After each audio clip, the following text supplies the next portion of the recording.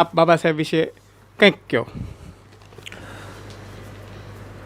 નમસ્કાર. બાબા સાહેબ આંબેડકર એ મારા માટે કોઈ એક કોમની વિરાસત ક્યારેય નહોતા. જ્યારે મેં એનું જીવનચરિત્ર વાંચ્યું નહોતું ત્યારે મને એમ થતું હતું કે આ એક માત્ર દલિત નેતા હશે અને એને દલિતોના ઉદ્ધાર માટે એનું જીવન આપ્યું હશે.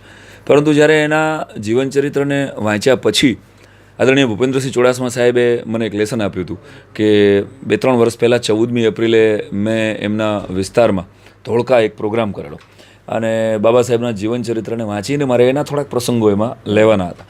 એટલે મને લેસન આવ્યું એટલે કુદરતી વાંચવાનો મોકો મળી ગયો કે ભાઈ ચાલો વાંચી લઉં. મને આપણા શિક્ષણ મંત્રી મને આવું લેસન આપે તો એમને સમરસતા માટે ઘણો બધો પ્રયત્ન કરેલો એમના મત વિસ્તારમાં અને મને પણ એમ થયું કે વાંચી તો જોઉં કે ખરેખર શું છે. તો જ્યારે મેં વાંચ્યા ત્યારે મારી આંખો ભીની થઈ કે આટલા બધા અર્થશાસ્ત્રના ઇકોનોમિક્સના બેસ્ટ સ્ટુડન્ટને એની પ્રતિભાને બદલે એની જ્ઞાતિથી જ આપણે ઓળખીએ છીએ. એ ખરેખર અને આજની તારીખે પણ આપણે બાબા સાહેબનું નામ પડે એટલે માત્ર એ દલિતોના ઉદ્ધારક તરીકે, દલિતોના નેતા તરીકે આપણે ભૂલી જઈએ છીએ કે એ માણસ છે કે જેને આઝાદી વખતે ખબર હતી કે કાશ્મીરની આવી 5 કલમ ન લખાય. સો કાશ્મીરની કલમનું વડાપ્રધાનને આજે ધારાસભ્યને ના પાડવી ને એના કાર્યકર માટે એ પણ એક અઘરું હોય છે કે નહીતર પાર્ટી છોડી દેવી પડે. એમપીને કહી દો તો એમપીની સામા તમે થાવ એઝ એ પાર્ટીના કાર્યકર્તા. સપોઝ કે હું મુખ્યમંત્રી હોઉં ને તમે મારી સામા થતા હો તો તમે ખોવાઈ જાઓ. તો એ સમયે દેશના વડાપ્રધાનને એમ કહેવું કે આ 5 કલમ હું નહીં લખું. સો આ સામર્થ્ય એક એના શિક્ષણના પ્રભાવે એટલે એની અંદર એ નૂર હતું અને એ માણસ ઓળખતા હતા કે આ ભારતનું માથું સળગાવી રહ્યા છો તમે. તો એ સમયે એ 5 કલમો આપણે ગોપાલકૃષ્ણ ગોખલે પાસે લખાવી હતી, જેને સંવિધાન વાંચ્યું છે અને બરાબર ખબર છે. તો મારું કહેવાનો અર્થ એ છે કે અત્યારે પાકિસ્તાનની કાગરોળ આપણે નાખીએ છીએ ત્યારે આજથી 70 વર્ષ પહેલાં આ માણસને ભવિષ્યનો વહેતા હતો. એટલા માટે કે બાબા સાહેબને ખબર હતી કે આ દેશ માટે અને થોટ ઓફ પાકિસ્તાન નામનું એનું પુસ્તક એકવાર વાંચી લેવાની હું સલાહ આપું છું બધાને કે જ્યારે ઝીણા કહેતા હતા કે પાકિસ્તાન માટે આ અમને જોઈએ અને સરદાર દલીલ કરતા હતા ત્યારે બેયના હાથમાં થોટ ઓફ પાકિસ્તાન. સો આ એક એવા વ્યક્તિ હતા કે જેને બેય પક્ષે તટસ્થ રહીને ન્યાયનું આ પુસ્તક લખેલું. કહેવાનો અર્થ એ છે કે બાબા સાહેબને હજી આપણે સમજવામાં ઘણા અંશે નિષ્ફળ રહ્યા છીએ. આવું મારું સ્પષ્ટ પણ માનવું છે. અને વિશ્વના 35 જેટલા દેશ હું ફર્યો છું. મને કોઈ દેશના કોઈ વિદેશીએ, કોઈ યુરોપિયને, કોઈ અમેરિકને, કોઈ ઓસ્ટ્રેલિયને એમ નથી પૂછ્યું કે તમે કઈ જ્ઞાતિના છો. મને એમ જ પૂછ્યું છે કે તમને આવડે છે શું.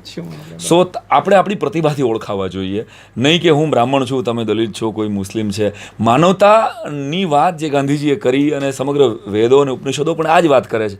હિન્દુ શબ્દ ક્યાંય આપણા વેદોમાં નથી. કહેવાનો અર્થ એ છે કે આ જે તે સંપ્રદાયના કે રાજકારણના રોટલા શેકવા માટે જ્ઞાતિવાદમાંથી જ્યાં સુધી આપણે બહાર નહીં નીકળીએ ત્યાં સુધી હિન્દુસ્તાનનું ભલું થવાનું નથી. હિન્દુસ્તાનની જે આઝાદી ગાંધીજી ઈચ્છતા હતા એવી આઝાદી મને નથી લાગતું કે આપણે મળી કહેવાય. અને બાબા સાહેબને ખાલી ફૂલહાર પહેરાવાથી એની શ્રદ્ધાંજલિ ન હોઈ શકે. જ્યારે એનો સમાજ અને બીજા બધા સમાજને એમ લાગે કે બાબા સાહેબે દેશ માટે કામ કરેલું, દેશનું સંવિધાન જ્યારે લખવાની વાત આવે ત્યારે બહુ મજબૂત કામ હતું, બહુ જવાબદારીભર્યું કામ હતું કે આટલી કોલમ મારા દેશના સંવિધાનને આની બહાર નહીં નીકળી શકે અને આ વગર નહીં ચાલે. સો એક બહુ મહત્વપૂર્ણ કામ એણે કર્યું. લંડન સ્કૂલ ઓફ ઇકોનોમિક્સમાં 300 વર્ષની કોલંબિયાની યુનિવર્સિટીના ઇતિહાસમાં 300 વર્ષમાં કોઈ શ્રેષ્ઠ સ્ટુડન્ટ તરીકેનો એવોર્ડ જો વિદેશના લોકો આપતા હોય, અહીંયા તો કોઈ જ્ઞાતિ છે નહીં, માત્ર નોલેજ છે. તો એ બાબા સાહેબને આપણે ત્યારે આજે એને ખાલી દલિતના ગણીએ ને એ એના આત્માને થતો અન્યાય છે. જ્યારે એને આપણે ભારતના ગણીએ ત્યારે જ એ સાચા અર્થમાં આપણે એને શ્રદ્ધાંજલિ આપી કહેવાય.